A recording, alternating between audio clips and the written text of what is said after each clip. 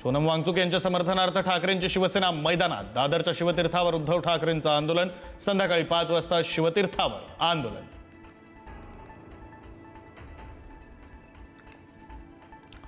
Cockroach जनता पार्टीचे अध्यक्ष अभिजित दिपके यांच्या उपोषणाचा आज दुसरा दिवस। दुसऱ्या दिवशी जंतर मंतरवर मोठ्या प्रमाणात गर्दी।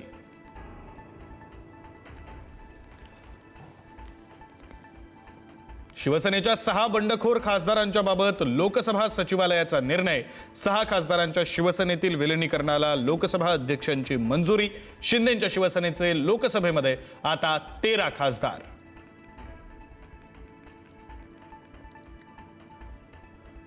रामरक्षा म्हणणं भाजपचं काम आणि रामरक्षा करणं आमचं काम। नागपूरमध्ये रामरक्षा आंदोलनातून उद्धव ठाकरेंची भाजपवर टीका। भोंदू खरातवर ईडीचं 3000 पानांचं आरोपपत्र। 42 कोटी 88 लाख रुपयांच्या मनी लॉन्ड्रिंगचा आरोप। आरोपपत्रामध्ये खरातच्या पत्नीसह 3घांचा समावेश। नीट पेपर फुटी प्रकरणाचा तपास करणाऱ्या सीबीआयचं पथक लातूरमध्ये दाखल। 6 सदस्यीय पथकानं खासगी कोचिंग क्लासमध्ये चौकशी केल्याची माहिती।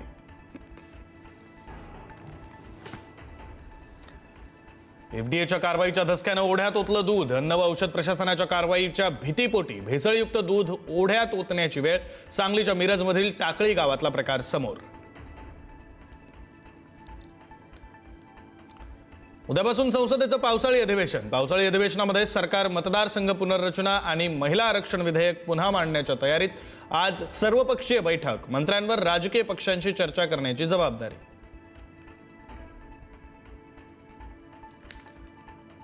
अयोध्येतील राम मंदिर देणगी चोरी प्रकरणी आतापर्यंत 8 जणांना अटक, तर आणखी 30 जण रडारवर। 8 जणांच्या अटकेनंतर चौकशीची व्याप्ती वाढली।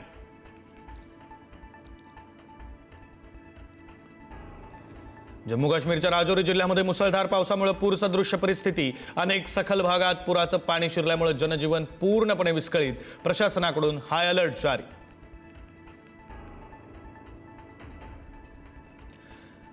रिलायन्स एडीएस समूहावर सीबीआयची धडक। मुंबई दिल्लीतील 15 ठिकाणी एकाच वेळी छापे।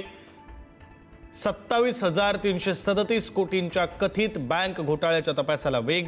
महत्त्वाची कागदपत्र जप्त। इराणच्या क्षेपणास्त्र आणि ड्रोन हल्ल्यांदरम्यान जॉर्डनमध्ये 2 अमेरिकी सैनिकांचा मृत्यू।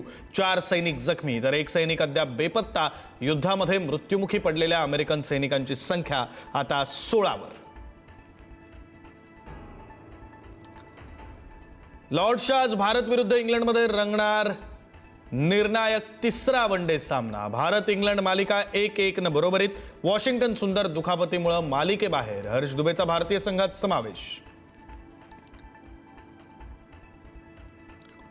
फिफा विश्वचषकाच्या जेतेपदासाठी आज अर्जेंटिना आणि स्पेन भिडणार। मेसीची जादू चालणार की स्पेन बचाव इतिहास रचणार, याकडे क्रीडा विश्वाचे डोळे।